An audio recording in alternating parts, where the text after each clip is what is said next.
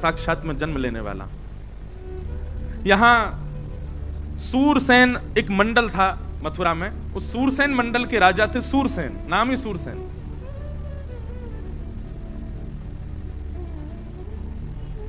उनके पुत्र का नाम था वसुदेव और उग्रसेन के पुत्र, मथुरा के राजा उग्रसेन के पुत्र का नाम था कंस। और कंस के चाचा थे देवक, देवक की बेटी थी देवकी। मतलब अपनी चाचा की बहन देवकी का विवाह कंस ने वसुदेव जी के साथ किया। और जैसे ही विवाह हुआ, विवाह करके इतना उसको प्रेम उमड़ा, अपने आप ही विदा करने जा रहा था। तभी आकाशवाणी हो गई, देवताओं ने कह दिया, बोले कि जिस बहन को तुम विदा करने जा रहे हो इसी का 8वां गर्भ तुम्हारा काल होगा कंस। मृत्यु की बात पता चलते ही कंस ने अपनी बहन, कभी कभी मैं एक मन में विचार करता हूं, हमें भी अगर पता चल जाए कि कोई बहुत घनिष्ठ है और उससे हमारी मृत्यु होने वाली है तो हम दूर रहेंगे कि नहीं? कंस का बेचारे का दोष था, लेकिन हम लोग भी ऐसे ही हैं। हमको भी पता चल जाए, ज्योतिषी बता देते हैं पानी से दूर रहना, तुम्हारी पानी में मृत्यु होगी, वो व्यक्ति पानी में जाता ही नहीं है। तुम्हारी ऊंचाई से मृत्यु होगी तो वो ऊंचाई पे ही नहीं जाता। कई लोग फ्लाइट में बैठे घबराते हैं, क्यों घबरा रहे? ज्योतिषी ने बताया था इसी से मृत्यु होगी मेरी। मृत्यु से कितना भय सब लोगों को। लेकिन अगर कभी कोई ज्योतिषियों कह दे पैसा से मृत्यु होगी तुम्हारी, क्या होगा? बहुत पैसा कमा लोगे तो तुम्हारा हार्ट फेल हो जाएगा, कोई ज्योतिषी ऐसा कह दे।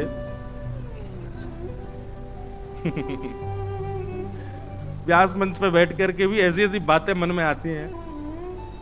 कोई कह दे बहुत खाने से मृत्यु होगी तुम्हारी, ले बेटा अनशन पे बैठे हैं। मृत्यु से बचने के लिए आदमी कुछ भी कर सकता है, वो मृत्यु नहीं पाना चाहता बस। लेकिन राक्षसत्व जब चित्त में आ जाता है तो मृत्यु जिससे हो उसको नष्ट करने की भावना आती है। ये राक्षस करते हैं। कंस ने जिस बहन को विदा करने जा रहा है, जिस बहन का कन्यादान किया, उसी के केश पकड़ लिए, तलवार निकाल करके जैसे ही वध करने लगा, वसुदेव जी ने चरण पकड़े। इससे तुम्हारा काल नहीं है, इसके पुत्रों से काल है। मैं वचन देता हूं जितने बालक होंगे सब तुमको दूंगा, तुम चाहो तो हमको बंदी बना लो, हम कहीं नहीं जाएंगे। वसुदेव जी की बात पर विश्वास करके, प्रसंग तो बहुत बड़े हैं, वसुदेव और कंस का इतना सुंदर संवाद है, लेकिन वो बहुत ज्ञान का विषय हो जाएगा। कंस ने कहा मुझे आपकी बात पर भरोसा है, वचन दीजिए जितने बालक होंगे सब मुझे देंगे आप। जी निश्चित। अब कथा ऐसी आती कि प्रथम पुत्र जब हुआ तो लेकर के वसुदेव जी जैसे कंस के पास गए तो कंस के हृदय में करुणा आ गई। कंस बोला अरे मेरा भांजा है, मेरी बहन का बेटा है और पहला बालक है, इसको आप रख लो। मेरा शत्रु तो 8वां बालक है, इससे मुझे भय नहीं है, इसको ले जाओ। तो जैसे ही वसुदेव जी ले जाने लगे, अच्छा देखो देवता जरूरी ऐसा नहीं है सारे काम अच्छे ही अच्छे करते हैं, कभी कभी बिगाड़ते भी हैं कामों को। देवताओं ने कहा बोले नारद जी कंस की बुद्धि तो हमको सुधरी सुधरी सी दिखाई दे रही है, और कहीं कंस सुधर गया तो भगवान अपना आना स्थगित ना कर दें, आप जाके इसकी बुद्धि बिगाड़ो। और नारद जी ने आकर के कंस से कहा बोले अरे तुमने पहले बालक को क्यों छोड़ दिया? बोले 8वां बालक काल है ना। बोले कि पहले से 8वां कोई भी मार सकता है तुमको। कंस की बुद्धि बिगड़ गई महाराज, 6 बालकों को कंस ने मार दिया और 7वें बालक के रूप में स्वयं श्री बलराम जी महाराज पधारे। आप शेषनाग के अवतार हैं। आपका आगमन जैसे ही हुआ, भगवान ने योग माया, जिन्हें हम देवी भद्रकाली आदि आदि रूपों से नाम जानते हैं, इनको ही माया कहते हैं, योग माया। योग माया को भगवान ने आज्ञा की कि हमारे मां के गर्भ में जो 7वां बालक है ये शेषनाग हैं, इनको स्थान स्थिरित करो। और 7वां बालक जो है कुछ माह देवी की मैया के गर्भ में रहने के बाद रोहिणी मैया के गर्भ में स्थगित हो गया। और कंस को यह समाचार मिला कि 7वां बालक तो गर्भ में ही नष्ट हो गया। अब आ रहे हैं 8वें बालक। कंस ने महाराज सेना बढ़ा दी, ताले बढ़ा दिए, सब व्यवस्था कर दी, कहीं से भी बच के भागने ना पाए।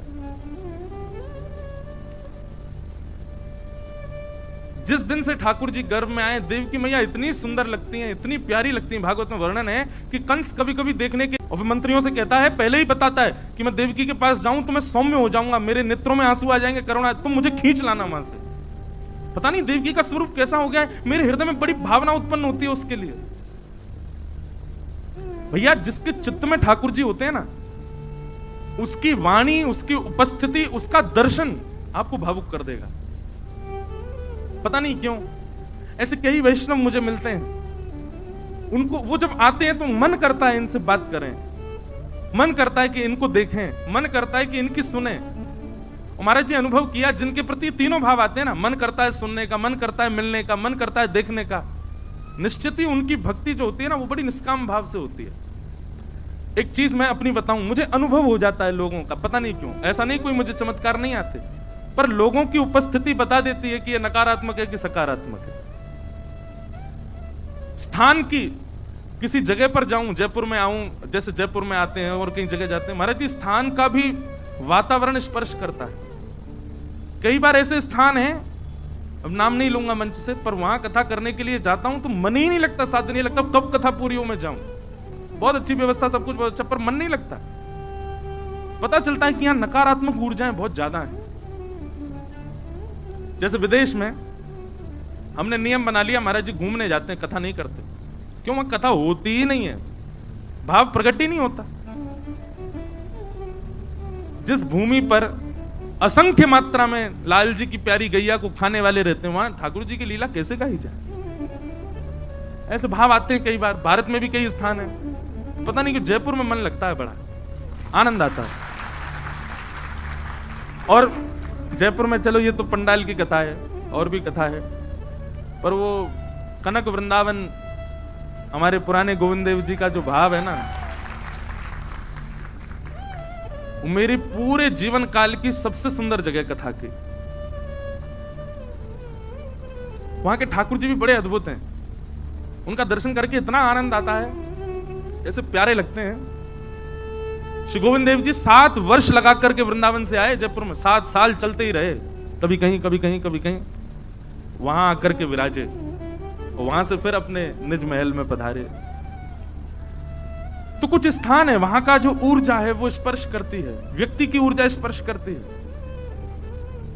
हम क्षमा कीजिएगा, दोष बुद्धि से नहीं, पर पैर छूने को मना क्यों करते हैं? नहीं मानते आप लोग। कई बार महाराज जी आप तो भाव से छू रहे हो, पर आपकी देखा देखी कोई व्यक्ति ऐसा भी है उसका भाव नहीं है, वो जबरदस्ती छू रहा है। स्पर्श से भी मन में आए हुए सारे भाव नष्ट हो जाते हैं। कई बार ऐसा होता है कि बड़े भाव से मैं गाड़ी से उतरा, लेकिन किसी का स्पर्श ऐसा हो गया कि मैं मंच पे आते सब भूल जाता हूं, और कथा में मन ही नहीं लगता 3 घंटा। इसलिए हमने कथा में आने से पहले मना किया कि कोई छुओ नहीं। उस समय भाव बहुत जल्दी नष्ट होते हैं। अब ये क्यों होता है पता नहीं, पर जिसके चित्त में ठाकुर जी हूं उसको देखने का, उसके पास बैठने का, उससे वार्ता करने का मन होता है। कई लोग होते हैं अपने आप को भगत बताते हैं, पर उनके पास बैठने से ऐसा लगता है बैटरी लो हो रही है क्या, जल्दी जाए यहां से। कई लोग ऐसे होते हैं, क्षमा करना। तो कंस की स्थिति क्या हो गई? राक्षस है लेकिन रोज देवकी को देखता है, और देवकी जी को देख करके उसके नेत्र सजल हो जाते हैं, मन में भाव आ जाता है, मुस्कुराने लगता है, प्रेम। पहले ही बोल के आता मंत्रियों को, जैसे मैं रोने लगूं मुझे खींच लाना वहां से। पता नहीं क्या हो गया, देवकी को देख के बड़ा भाव आता है। तो मंत्री बोले इसके गर्भ में मायावी बालक है, वो आपको दयालु बना रहा है ताकि आप उसको ना मारो और वो आपका वध कर दे। बोला हाँ सही कह रहे हो तुम, यही बात है। भादों का महीना, और जैसा कल मौसम था ना, बिल्कुल वैसा ही मौसम था। मंदम मंदम जलधरा, मंदम मंदम जलधाराएं गिर रही हैं।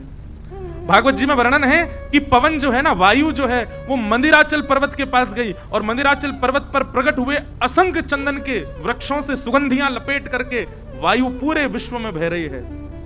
मतलब सबको इतना इतना सुख मिल रहा है, जिस किसी को भी वायु स्पर्श करती है उसके रोंगटे खड़े हो रहे हैं। सबको आज चैन की निद्रा आ रही है, सब आज बड़े आनंद में, बड़े सुख में हैं। कोई भी चिंतित नहीं है, आज सब गहरी निद्रा में चले गए हैं। पूरा विश्व आज अत्यंत आनंद और प्रसन्नता का अनुभव कर रहा है। भादों का महीना, अष्टमी तिथि, मंदम मंदम जलधरा, जलधारा मंद मंद गिर रही है, और तभी चंदन की सुगंधी से पूरा विश्व महकने लगा। कंस के कारागृह में, मथुरा में, देवकी मैया और वसुदेव जी हाथ जोड़ करके भगवान की प्रार्थना कर रहे हैं, और तभी देवकी मैया के गर्भ से एक दिव्य तेज प्रकट हुआ, अद्भुत तेज प्रकट हुआ, और उस तेज पुंज के विश्राम होते ही शंख चक्र गदा पद्मधारी श्रीमन नारायण श्री बालकृष्ण प्रभु प्रकट हो गए। बोल बालकृष्ण लाल की। सब लोग हाथ जोड़ो, नेत्र बंद करो। पहले हम श्लोक बोलेंगे, फिर उस श्लोक की व्याख्या करेंगे, जो व्याख्या हम करेंगे वो चित्र आपको अपने मन में बनाना है।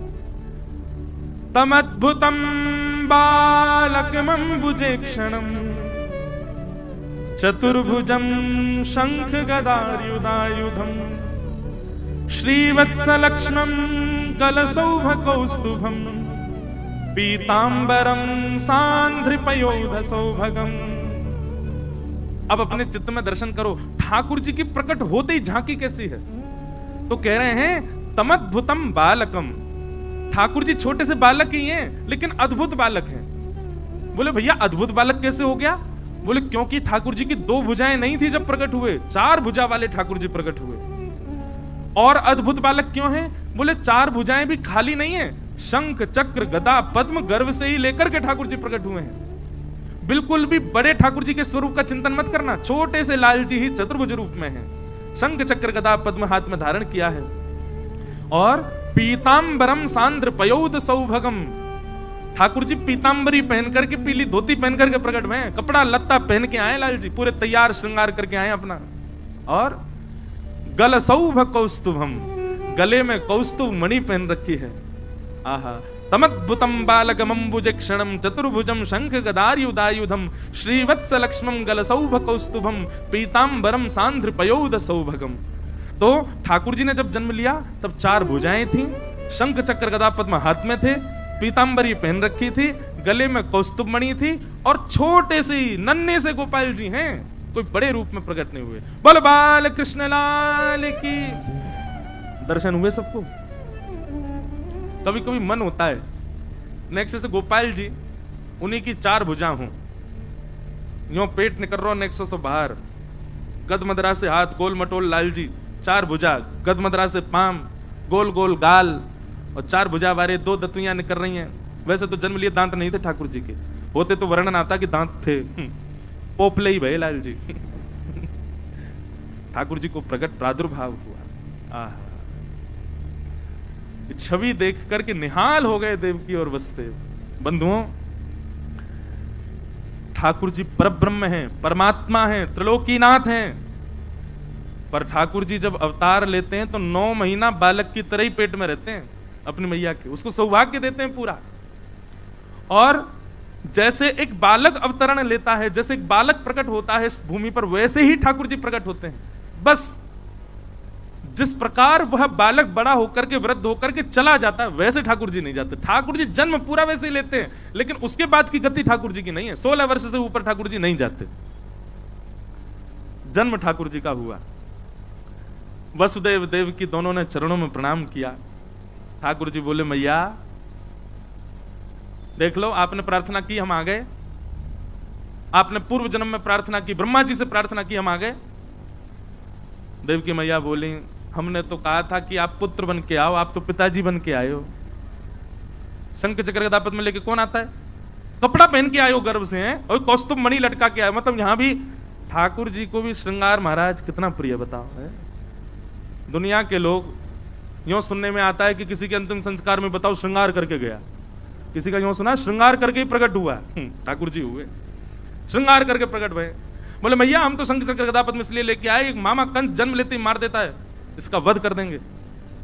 देवकी मैया बोली वध तो ठाकुर जी आप चाहो तो कंस का जन्म ही ना हो, वध तो बहुत दूर की बात है, ये सब आपकी लीला है।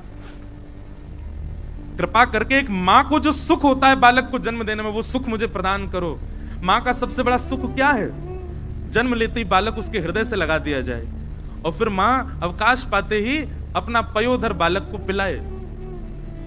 ठाकुर जी वही तो सुख है। मेरे 7 बालकों को कंस ने मार दिया, 6 बालक मार दिए, 7वें का जन्म ही नहीं हुआ। मैं यह सौभाग्य प्राप्ति नहीं कर पाई कि अपने बालकों को अपना पयोधर पान करा सकूं। कृपा करके आप परब्रह्म मेरे यहां पुत्र बन के आए हो, छोटे से बालक बन जाओ, मुझे अनुभव करा दीजिए ना कि हाँ सच में आप बालक बन के आए हैं, मेरा पयोधर पान कर रहे हैं। ठाकुर जी बोले मैया 2 भुजा अंतर ध्यान कर देंगे, लत्ता कपड़ा सब उतार देंगे, बालक बन जाएंगे, लेकिन फिर याद रहे लीला करने के लिए फिर हमको समय चाहिए। 11 वर्ष 56 दिन के लिए हमको ब्रज भेजना, लीला करके बढ़िया माखन मिश्री खा के गोप ग्वालों के संग आनंद करके फिर आएंगे। 11 वर्ष का प्रतीक्षा करनी पड़ेगी, तब आकर के हम महाराज कंस को वध करेंगे। मंजूर हो तो बताओ। 2 ऑप्शन दिए ठाकुर जी ने, या तो हम अभी कंस को मार करके अभी चले जाते हैं लीला पूरी करके, या फिर पूरी लीला विस्तृत करें और 11 वर्ष 56 दिन का आपको वियोग सहना पड़ेगा, तो बताओ। तो मैया ने दूसरा भाव अपनाया, बोले क्षण भर का संयोग मिले, उसके बाद भले ही 11 वर्ष का वियोग मिले, कोई दिक्कत नहीं, आप गोद में आओ। ठाकुर जी ने अपनी 2 भुजा अंतर ध्यान कर ली, कौस्तुभ मणि अंतर ध्यान कर ली, और बताएं आज हरि देखे नंगम नंगा, सब वस्त्र उतार करके देखो खुद ही लेट गए, और लेट करके दोनों भुजा और हाथ उठा के रोने लगे, बन गए बालक। देव की मैया ने अब जन्म लेकर के और अब तक का जो बीच का जितना भी भाव था, ठाकुर जी ने अपनी माया से सब अंतर ध्यान कर दिया। मैया को याद ही नहीं है, मैया को लगा अभी अभी बालक प्रकट हुआ है, तुरंत अपनी गोद में लेकर के अपने पयोधर का पान कराया। बहुत रुदन किया देव की मैया ने। ठाकुर जी कोमल कोमल हाथों से मैया के वक्ष का स्पर्श कर रहे हैं, कोमल कोमल भुजाओं से मैया की थोड़ी का स्पर्श कर रहे हैं। मैया अपनी अंक में भर के लाल जी को दुग्ध पान करा रही है। ठाकुर जी ने पहले ही आज्ञा कर दी थी कि हमको ब्रज ले जाना। वसुदेव जी ने पूछा कैसे लेके जाना, बोले जैसे ही हम बालक बने, ये सूप है इसमें हमको बिठा देना, लेकर के सीधे ब्रज चलना। तो वसुदेव जी बोले इतने सारे सैनिक ताले लगे हैं, कैसे लेके जाऊंगा। ठाकुर जी बोले मेरी शरण ग्रहण कर लो, बंधन छोड़ने की जिम्मेवारी मेरी। लोग कहते हैं, पहले बात सुना करो यार, पहले ताली बजा देते हो। लोग कहते हैं बंधन बहुत है, कैसे ठाकुर जी की शरण में जाएं। ठाकुर जी कहते हैं बंधन छोड़ के मेरी शरण में आने की प्रतीक्षा करोगे कभी नहीं आ पाओगे, बंधन सहित आ जाओ। बंधन तोड़ने की जिम्मेवारी हमारी है, बंधन खोलने की जिम्मेवारी हमारी है। कई लोग हैं कथा में नहीं आए, महाराज जी ऑफिस है, ये है वो है। आपको पता है हम अभी ऑस्ट्रेलिया गए, कम से कम 5-6 लोगों को फायर करवाया है उनके ऑफिस से, निकाल दिया लोगों उनके सर। आप कहोगे ये क्या करो, मैंने कुछ नहीं किया। अब हम मिलने का समय रखते मंडे ट्यूसडे, उनके होते ऑफिस, अगले दिन हमको निकल जाना। बेचारे सब अपने ऑफिस से झूठ बोल बोल के आते, आकर के मिलते। 2-3 लोग तो नाचते हुए आए। मैंने क्या हो गया, बोले आज महाराज जी 6 साल से जॉब कर रहे थे, आज निकाल दिया हमको। मैं तो नाच क्यों रहे हो, बोले आप ही तो कहते हो बंधन ठाकुर जी छुड़ाते हैं। मैंने कहा भैया रोजी रोटी कौन चलाएगा तुम्हारी। तो ठाकुर जी कहते हैं बंधन की चिंता मत करो, मेरी शरण ग्रहण करो, बंधन तोड़ने की जिम्मेवारी हमारी। वसुदेव जी ने जैसे ही ठाकुर जी को गोद में लिया, हाथ की हथकड़ियां खुल गईं, पैरों की बेड़ियां खुल गईं। ठाकुर जी को सूप में बैठा करके जैसे सिर पर धारण किया, चट चट चट सारे ताले खुल गए। सैनिक गहरी नींद में सोए हैं। भगवान बोले सारे बंधन खुल गए, लेके चलो हमको। और वसुदेव जी धीमी चाल से ठाकुर जी को लेकर के चल रहे हैं महाराज। आहा, जैसे ही ठाकुर जी बाहर पधारे मथुरा के कारागृह से, आकाश में देवता खड़े होकर के भगवान का दर्शन करें और देवताओं ने स्तुति गाई। सत्यम व्रतम सत्य परम त्रिसत्यम सत्यश्च योनिम निहितम च सत्ये सत्यस्य सत्यामृत सत्य नेत्रम सत्यात्मकम त्वाम शरणम प्रपन्ना। ध्यान पूर्वक हम दोबारा ये श्लोक बोलेंगे, गिनती करना कितनी बार सत्य आया, काउंट करो। सत्यव्रतम सत्य परम त्रिसत्यम सत्यश्च योनिम निहितम च सत्ये सत्यस्य सत्यामृत सत्य नेत्रम सत्यात्मकम त्वाम शरणम प्रपन्ना। कितनी बार सत्य आया, कितना? यहां वाले ने गिनती ही नहीं करी, कितना आया बताओ? 9 बार, 12 बार? यहां वाले एक साथ बोलो कितनी बार? 12 बार? 11 बार? आप लोग बताओ क्या बोल रहे हैं महाराज जी? हैं? क्या कह रहे हैं? अच्छा पड़ोसी ने बोल दिया तो हम क्या बताएं? पड़ोसी कछू भी कह दे तुम कछू मत करी हो। कितनी बार है? 11 बार? अरे यार रहने दो आप लोग भी। 9 बार? क्या 18?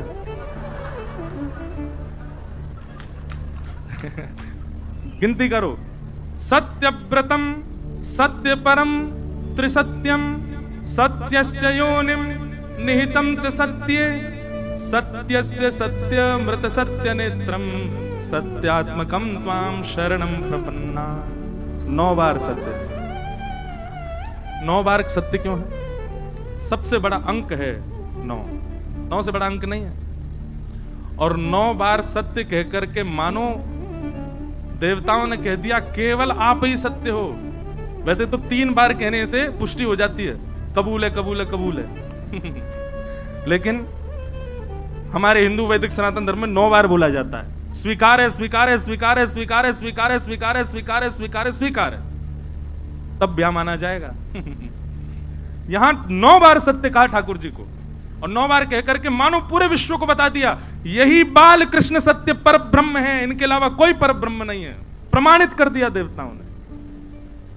लोग आज भी संशय कर रहे हैं पर ब्रह्म कौन है, परमात्मा कौन है। देवताओं ने पहले ही बता दिया, बोले यही है पर ब्रह्म, और कहीं मत जाओ। आहा, ठाकुर जी जैसे ही जाने लगे, महाराज भागवत में तो इतना सुंदर वर्णन है कि आज हिंसक जीव भी आपस में मित्र हो गए। शेर भी दौड़ रहा है ठाकुर जी के दर्शन करने के लिए, हिरन भी दौड़ रहा है। तभी हिरन ने आकर के 1 लात मारी शेर में, पीछे हट, मैं पहले करूंगा। शेर बोला मानता नहीं, तेरा मेरा ब्रेकफास्ट है तू। बोले आज भाई हमारे ठाकुर जी का जन्म हुआ है, आज दोनों भाव से दर्शन करेंगे।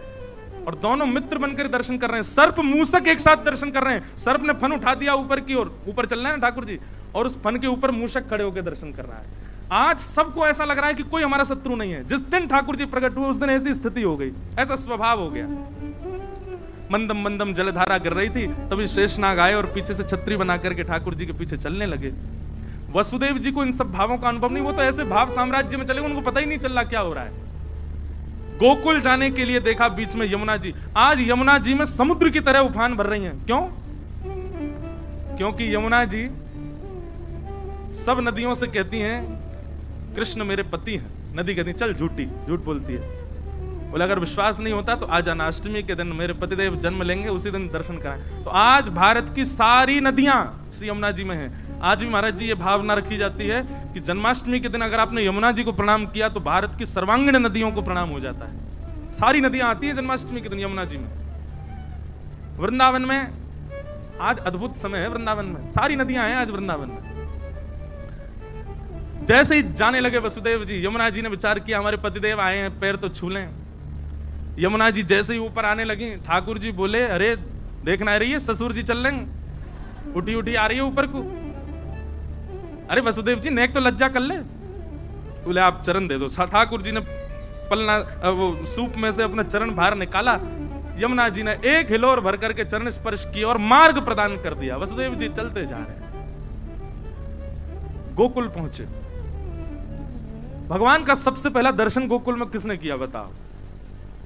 हमारे पूज्य नाना जी बताते थे यमलार्जुन वृक्षों ने। नलकुवर और मणिग्रीव जिनकी कथा आती है, भगवान ऊखल में बंद गए तो पेड़ के बीच से निकले, वो दोनों पेड़ गिरे। हमारे नाना जी कहते बोले सब तो सो रहे थे, वो 2 वृक्ष लंबे खड़े, उन्होंने ही सबसे पहले ठाकुर जी को देखा। तो फिर नाना जी कहते संत की भले ही उनको श्राप लगा, लेकिन कितनी बड़ी कृपा, भगवान का सबसे पहला दर्शन उन दोनों को हुआ। वसुदेव जी गए और जाकर के, अब देखो कथा बहुत बड़ी हो जाएगी, बहुत सारे भाव हैं हमारे अंदर। तो अब एक भावना तो ऐसी भी है कि यशोदा मैया ने एक नहीं 2 बालकों को जन्म दिया है। ट्विंस हुए यशोदा मैया के, एक लाली और एक लाला। और जो लाला जन्म लिए हैं वो कौन है? वही नंदनंदन श्री कृष्ण है। और सूप में बैठ के जो आए ये कौन है? ये देवकी नंदन श्री कृष्ण है। वसुदेव जी जैसे ही पहुंचे तो वसुदेव जी को नंदनंदन कृष्ण दिखाई नहीं दिए। आपने जैसे ही अपना लाला वहां पधराया तो नंद नंदन कृष्ण और वसुदेव नंदन कृष्ण दोनों एक हो गए, एक में ही विद्यमान हो गए। और आप लाली को लेकर, अब इसके प्रमाण बहुत सारे हैं, उसमें नहीं जाएंगे। लाली को लेकर के वसुदेव जी वहां से मथुरा को प्रस्थान कर गए। मथुरा जाकर के जैसे ही पहुंचे, बालिका ने रोना प्रारंभ किया। कंस की निद्रा खुल गई। आकर के उसने बालिका को जैसे ही पटका, अष्टभुजी देवी भद्रकाली प्रकट हो गई। विंध्यवासिनी मैया विंध्याचल में विराजमान है, भगवान की बहन है वो। उन्होंने कंस को बताया कि भाई तुम्हारे शत्रु ने तो ब्रजमंडल में जन्म ले लिया है, अब यहां कंस को करने दो, आप जो कर रहा है, हम चल रहे हैं गोकुल। 80 बरस के है गए नंद बाबा। कितने बरस के? अभी तक लाला नाय भयो। पर पतो ना क्यों अब की बार सबन को ऐसा लगन लगो कि अब के लाला होएगो, अब के तो नंद बाबा के लाला होएगो ही होएगो। आहा, नंद बाबा की 2 बहन है, नंदा और सुनंदा। दोनों 6 महीना थी डेरा डाल के पड़ी हैं वहीं पे। जब तो पता चलिए भाभी हमारी गर्भ से हैं, तब से वहीं पड़ी हैं। क्यों? अब के लाला होएगो तो भैया नवलखा हार प्रदान करेंगे। सेवा कर रही हैं खूब नंदरानी यशोदा की। आज सुबह को समय है गयो, सूर्य उदय है गयो, लेकिन अभी तक यशोदा मैया उठी नहीं। जो ब्रह्म मुहूर्त में उठ जाए अभी तक ना जगी।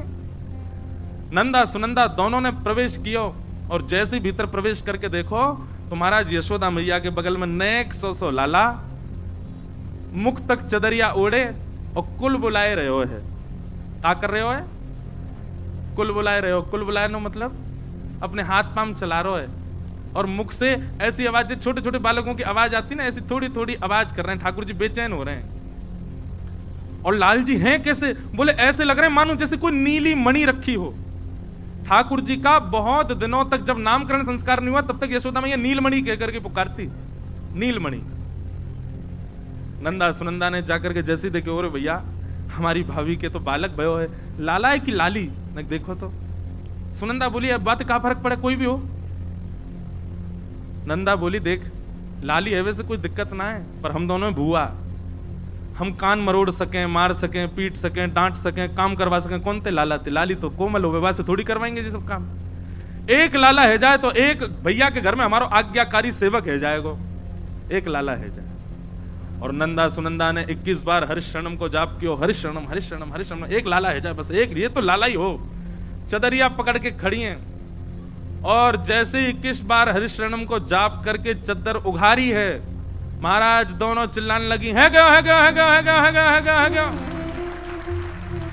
तभी एक दूसरे को मुख बंद को, चुप अभी हल्ला मत करे, सबसे पहले ये खबर जाके नंद बाबा को सुनाएंगी। बोले नंद बाबा कहाँ हैं? बोले गौशाला में बैठे हैं, जाप कर रहे हैं। अभी तो भयो ना है, अभी तो भयो ना है, अभी तो भयो ना है, अभी तो भयो, जन कब होएगो? पूरी माला करते हैं, अभी तो भयो ना, सुमेरु पे कहें जाने कब होएगो। नंदा सुनंदा उछलती कूदती दौड़ती, भाई बस नेत्रन से आंसू गिर रहे हैं, बोल नहीं रही है। बीच में कोई अरे नंदा कहां भयो? अब कैसे बोले? पहले जाके तो भैया को बतानी है। गौशाला में बैठे हुए श्री नंद बाबा बूढ़े हो गए, सफेद सफेद दाढ़ी आ गई है, बेचारे जप कर रहे हैं। नंदा सुनंदा ने दोनों ने हाथ पकड़े और घेर में लेकर के दोनों घूमन लगी। बाबा है गयो है गयो है गयो है गयो है गयो है गयो। नंद बाबा बोले कहां भयो? बोले पहले जे बताओ हमको कहां मिलेगो। बाबा बोले पहले तू बता तो कहां भयो? नहीं नहीं नहीं, पहले जे बताओ हमको कहां मिलेगो। बोले तू जो कहेगी सो दूंगा, पहले बता भयो का। नंदा सुनंदा भाव में भर गई, नेत्रों से अविरल अश्रुधार गिर रही है और दोनों लिपट करके नंद बाबा से कह रही हैं, भैया आपने इतनो यज्ञ कियो, इतनो जप कियो, इतनो दान पुण्य कियो, ब्रजवासीन की सेवा करी, इन सब के फलस्वरूप आपके घर नीलमणि जैसो लाला भयो है, बधाई हो। आहा, नंद बाबा ने जैसे ही सुनी लाला भयो, पहले तो बाबा अनकॉन्शियस है गए, होश ही नहीं है, कहां पैर रख रहे हैं, कहां बैठ रहे हैं। नेत्रन से अविरल अश्रुधार गिर रही है। बोले सही बता बहन? बोले हाँ बाबा, अब रो मत, अब जल्दी तैयार हो जाओ, जल्दी आओ, बधाई गाएंगे, उत्सव मनाएंगे, पूरे ब्रजमंडल में न्योता करेंगे। नंद बाबा ने कछु ब्रजवासी बुलाए और कही भैया सबन ते जाके क्या अपने सब चूल्हे बुझा दें, आप तो सबन को भोजन नंद भवन में होगा, सबको जाके बताई दियो नंद भवन में लाला भयो है। और बाबा ने छलांग मारी यमुना जी में, स्नान करके पीली बगलबंदी पहनी, पीली धोती पहनी, लाल पटका डारो, सिर पर पाग पहनी, पीलो पीलो चंदन लगा करके, आंखन में काजर लगायो, मूछन में इत्र लगायो। लाइयो रे छोरा दर्पण कैसा लग रहा हूं? बोले बाबा दुल्हा से लग रहे हो बिल्कुल। आहा, नंद बाबा की चाल ही अद्भुत है गई, पूरे ब्रजमंडल में आनंद है। जाकू भी पता चले, भागवत जी में वर्णन है, जिसको भी पता चलता है कि नंद भवन में लाला हुआ है, उसके हृदय में उतना ही सुख है जितना सुख श्री नंद बाबा जी को। मतलब जैसे इतने लोग बैठे हैं, अब यहां में देखो कईयों के नेत्र सजल हो गए, कई प्रसन्न हो रहे हैं, कई अभी माटी के मथुना से बैठे हैं।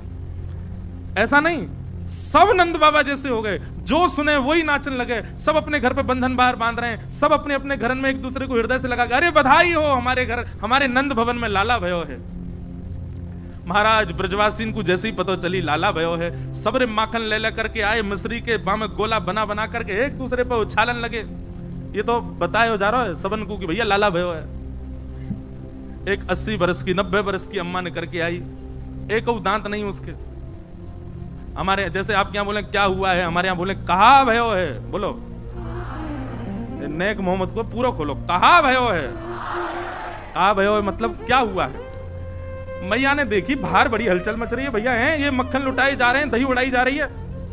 अरे बालकों जी कहा भयो है। जैसे ही मैया ने की कहा भयो, एक ब्रजवासी पहले थी गोला बना के बैठो, और जैसे ही मैया ने की कहा भयो वाले तक के मारो, और दांत तो है नहीं, और बिना दांत वाले इनको मुंह कैसे रहे, पोले से रहे, और जैसे ही के मुंह पे पड़ो महाराज गप ते पूरा मक्खन भीतर चलोगे।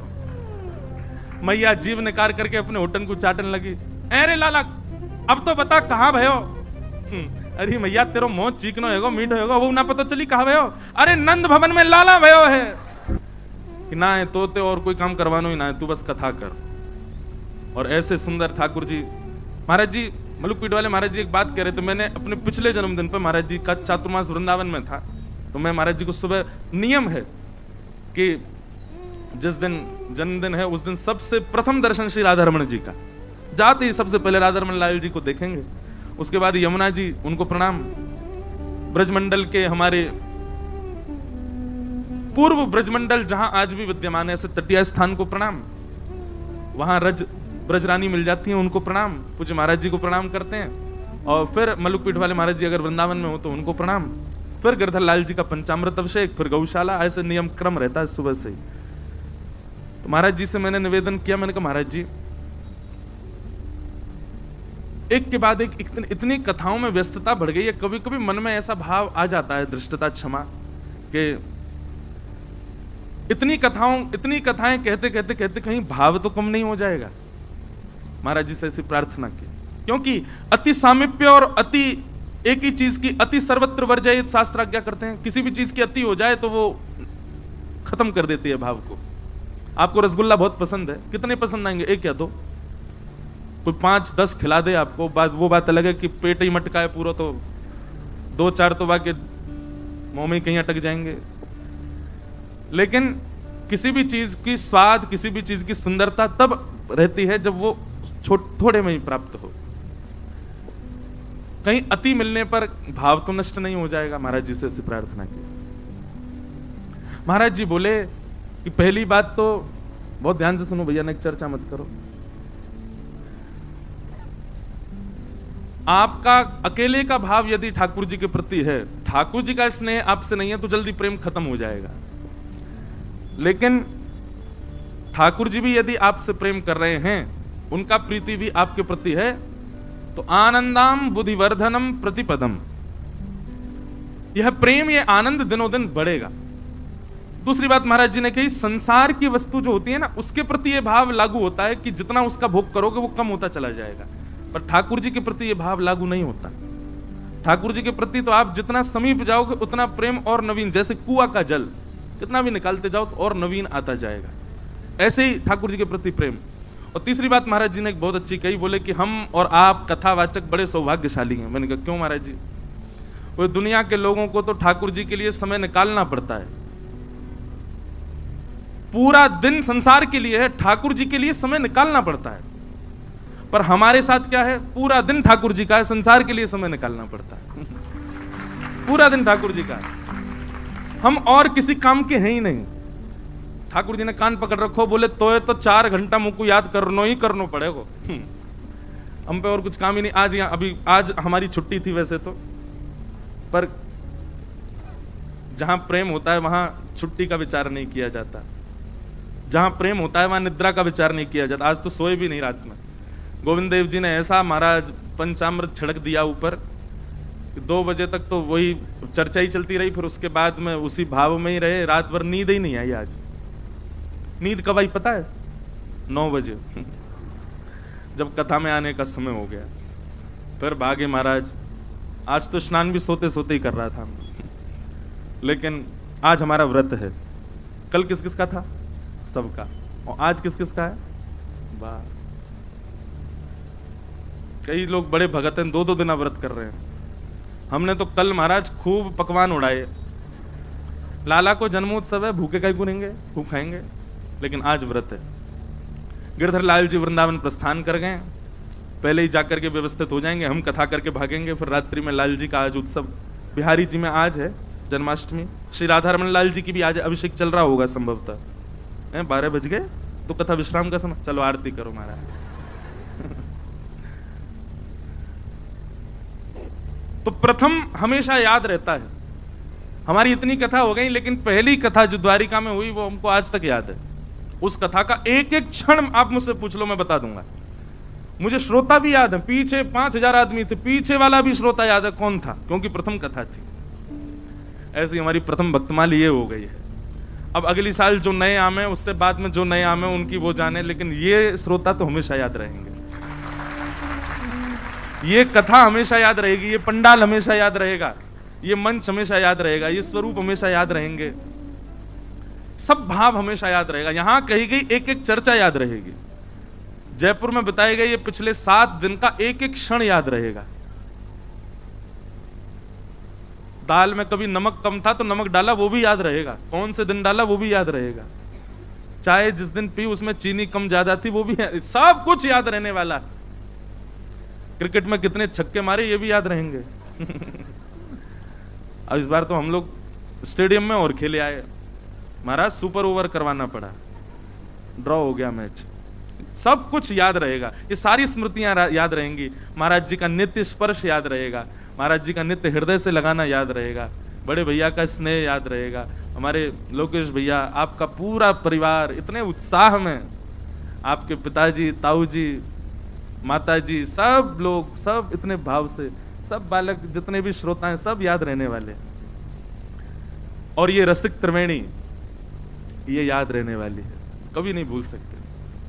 निश्चित ही महाराज जी मन में ऐसा भाव आता है कि जब स्वामी श्री श्यामचरण दास जी महाराज विराजते होंगे, श्री सरस माधुरी जी महाराज विराजते होंगे, आचार्य चरण जब विराजते होंगे, तब दास किसी ना किसी रूप में एक आध बार प्रणाम करने जरूर गया होगा पूर्व जन्म में अपने, और उन्होंने कृपा भर करके भुजाओं से आशीष दे दिया होगा। उसी का प्रतिफल उनके आचार्य उत्सव में हमको आने का अवसर मिला है। तो ये परम आनंद की बात है। कल श्री गोविंद देव जी का प्रथम बार हमने जन्माष्टमी पर दर्शन किया। गोविंद देव जी ने भी महाराज रोज खींच खींच के बुलाया, ऐसे दर्शन कराएं कि मैं क्या बताऊं, बस गर्भगृह में अंक भरने की बस दूरी रह गई थी, नहीं तो वहीं बैठा लेते सामने बुला के। हमसे लोग कहते हैं महाराज जी वीवीआईपी दर्शन करना अच्छा है, तो मैं बहुत विरोध करता हूं, पॉडकास्ट वगैरह में नहीं करना चाहिए, और सबसे ज्यादा वीवीआईपी मैं ही करता हूं। तो महाराज जी एक मन में भाव आया, अगर ठाकुर जी योजना बना करके आपको खुद बुला रहे हैं तो कर लो, अपने आप प्रयास मत करो, फोन करो 5 लोगों का, यार मैं भीतर घुसा लो, दर्शन करा दो, आगे बैठा दो, कुछ रुपया ले लो, ऐसे मत करो। ठाकुर जी ही अपने आप योजना बना रहे हैं, मंदिर परिसर के लोग ही खींच खींच के ले जा रहे हैं, तो फिर पीछे काय को हटो। जब पाने के लिए गरम गरम रोटी मिल रही है तो फिर बासी में काय को पड़े रहो, पाओ जो मिल रहा है। तो हमने तो महाराज जी प्रयास किया नहीं, गोविंद देव जी ही रोज बुलाते। और क्या कहें, पहले दिन तो सौगंध दे दी पुजारी जी ने, बोले कि सौगंध है आपको 7 दिन रोज आना पड़ेगा। एक दिन विलंब से पहुंचे तो लोग इस भैया से बोले तुम्हारे 200 रुपए काटूंगा। तो ऐसा भाव लगता था कि मानो गोविंद देव जी बुला रहे हैं। मन में भाव था, आज कथा तो थी नहीं, तो यह था कि आज सुबह मंगला करके कल की मंगला करके और कल कथा करके निकल जाएंगे, तो जन्माष्टमी वाले दिन मंगला तो भी हो जाएगी। पर ठाकुर जी ने कैसा बानिक बनाया, और ना मंगला मंगला कछु नहीं, तो पूरा अभिषेक कर या बार की मुंह लगे 2 जन्माष्टमी भी हमारे का जी भाई। आज गोविंद देव जी के दर्शन है गए, और वृंदावन में भी कल, अगर कल बिहारी जी की जन्माष्टमी होती या वृंदावन की जन्माष्टमी होती तो आज कथा नहीं होती। पर ये सब सुख हमारे लिए, आपके लिए, सबके लिए ठाकुर जी ने बनाए। गोविंद देव जी ने बड़ा अनुग्रह किया। तो ये बड़ा सौभाग्य है, परम सौभाग्य, हम आप सब लोगों का ऐसा आनंद सुख हम लोगों ने ग्रहण किया। आओ थोड़ा सा कुछ जन्मोत्सव की कथा भागवत की सुन लें, उसके बाद 2-4 बधाई गा के उधम मचा के फिर चल देंगे। वसुदेव गृहे साक्षात् भगवान पुरुष परः जनिष्यते तत्प्रियार्थम सबवन्तु सुरस्त्रियः। बहुत ध्यान से सुनना। पृथ्वी पर जब बहुत भार बढ़ने लगा तो भगवान ने आकाशवाणी करके बताया। कल रात्रि में भी एक पॉडकास्ट था, कथा के बाद हम गए जयपुर में, तो वहां पे हमसे एक प्रश्न किया, बोले महाराज जी अगर ठाकुर जी बोलने लग गए तो क्या होगा। मैंने कहा ठाकुर जी बहुत बड़ी भूल करेंगे अगर बोलने लग गए तो। आपको पता है श्रीमद वल्लभाचार्य जी महाराज ने श्रीनाथ जी को सौगंध दी अपनी कि आप बोलेंगे नहीं। अब पहले बोलते थे श्रीनाथ जी, बात करते थे, महाप्रभु जी सौगंध दे करके गए हमारे आपके डर से। बोले महाराज कलयुग बहुत भयावह होने वाला है, ठाकुर जी आपको सौगंध है, अब आप मौन हो जाओ। इसलिए आचार्य की सौगंध से ठाकुर जी मौन हो गए। नहीं तो हम आप सब लोग यदि हमको ये अधिकार मिल जाए कि ठाकुर जी बोलने लग जाएं और आकाशवाणी वगैरह होने लग जाएं, तो महाराज ठाकुर जी यूं कहेंगे कि तुरंत प्रलय करो, नष्ट करो धरती को। सबसे बड़ा राक्षस तो मानव ही है। एक बात बहुत अच्छी बता रहे हैं हम राक्षसत्व से इसलिए बच रहे हैं, हम राक्षस इसलिए नहीं बन रहे क्योंकि ठाकुर जी हमारी सुन नहीं रहे। इसलिए हमारे मन में भाव बना रहता है कि नहीं ठाकुर जी ना मानने, खुद ही करना पड़ेगा काम, इसीलिए हम मानव बने हुए हैं। जिस दिन ठाकुर जी ने हमारी सुन ली और जो हम चाहें वो होने लग जाए, हम ही राक्षस बन जाएंगे। आप जितने भी राक्षसों को देखो, राक्षस बने क्यों? क्योंकि जो चाहते थे मिल जाता था। हम जो चाहें वो मिलने लग जाए, उसी दिन हमारा राक्षसत्व एक्टिवेट हो जाएगा भीतर से। ठाकुर जी ने आकाशवाणी करके पृथ्वी को बताया, तुम चिंता मत करो, मथुरा में वसुदेव जी के यहां मैं परब्रह्म नारायण ही, मैं परब्रह्म विष्णु ही अवतार धारण कर रहा हूं। भगवान के दो प्रकार के अवतार होते हैं, कलावतार और अंशावतार। अंशावतार जो होता है वो ठाकुर जी के अंदर से अवतार प्रकट होके आया और लीला करके पुनः ठाकुर जी में मिल गया, इसको कहते हैं अंशावतार। पर कलावतार जो है उसमें ठाकुर जी से कोई विलग होके नहीं आता, स्वयं ठाकुर जी आते हैं, स्वयं परब्रह्म आते हैं और वही परब्रह्म ही श्री कृष्ण बन करके आए। प्रश्नी और सुतपा नाम के दो दंपति थे, बहुत ध्यान से सुनना। ये प्रश्नी और सुतपा कौन है? पूर्व जन्म के प्रश्नी और सुतपा अपने अगले जन्म में वसुदेव और देवकी बने। इन्होंने 3 युगों तक तपस्या की। पहले ये ब्रह्मा जी के यहां काम करते थे दोनों, तब इन्होंने ब्रह्मा जी से प्रार्थना की कि हमारे यहां भगवान पुत्र रूप में प्रकट हुए, ऐसी कृपा हो। ब्रह्मा जी ने कहा तप करो। तब इन्होंने सतयुग में भी तप किया, त्रेता में भी तप किया और पूर्व में तो मांगा ही था। द्वापर में यही दोनों ही प्रश्नी और सुतपा ही वसुदेव और देवकी के रूप में प्रकट हुए। 3 युगों से इन्होंने मांगा था कि ठाकुर जी हमारे यहां पुत्र बन के आए।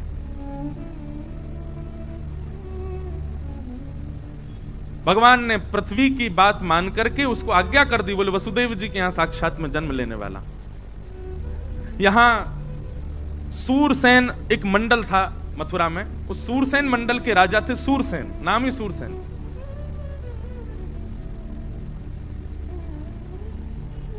उनके पुत्र का नाम था वसुदेव और उग्रसेन के पुत्र, मथुरा के राजा उग्रसेन के पुत्र का नाम था कंस।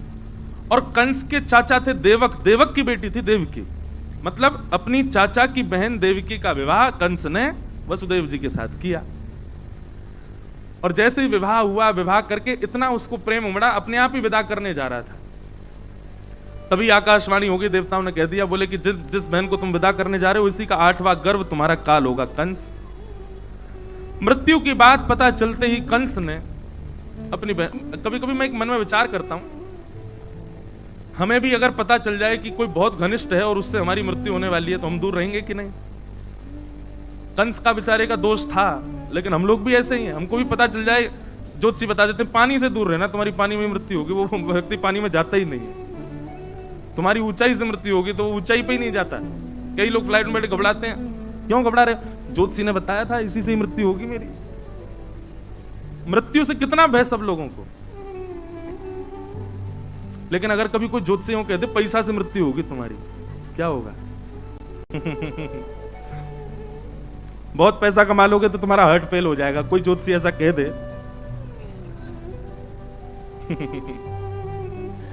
व्यास मंच पे बैठ करके भी ऐसी ऐसी बातें मन में आती हैं।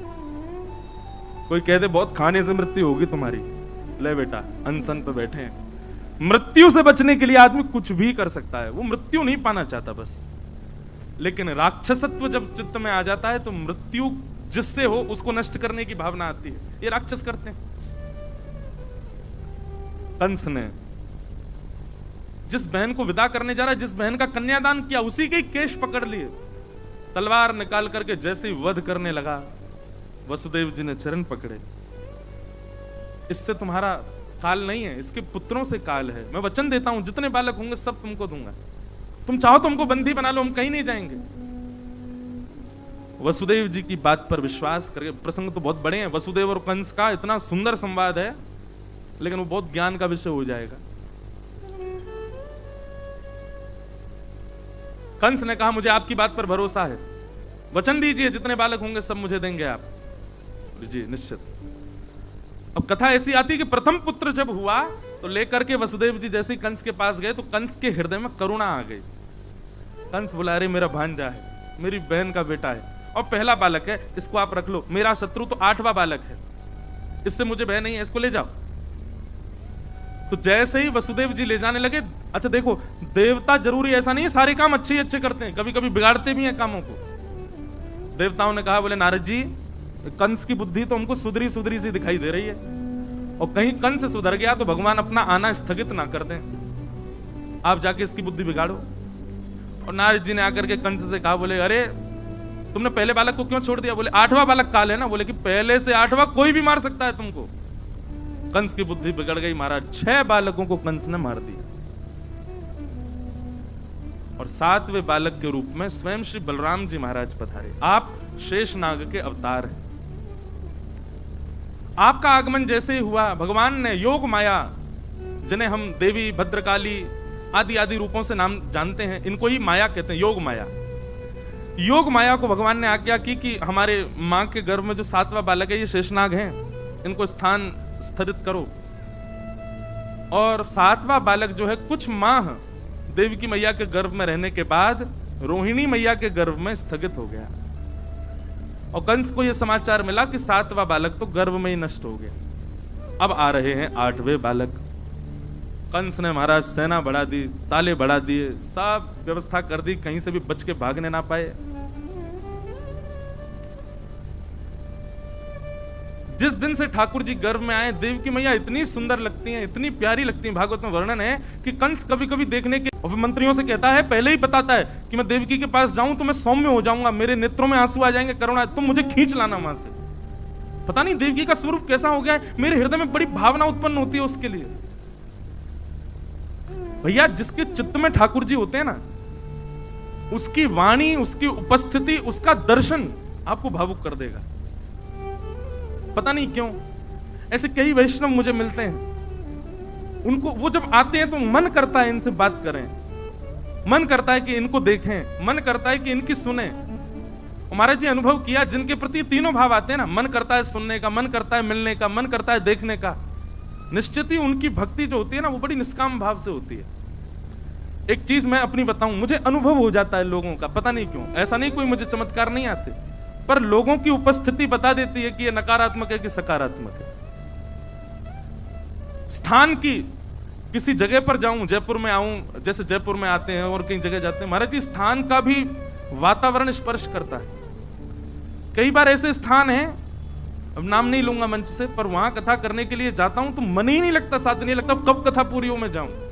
बहुत अच्छी व्यवस्था, सब कुछ बहुत अच्छा, पर मन नहीं लगता। पता चलता है कि यहां नकारात्मक ऊर्जाएं बहुत ज्यादा हैं।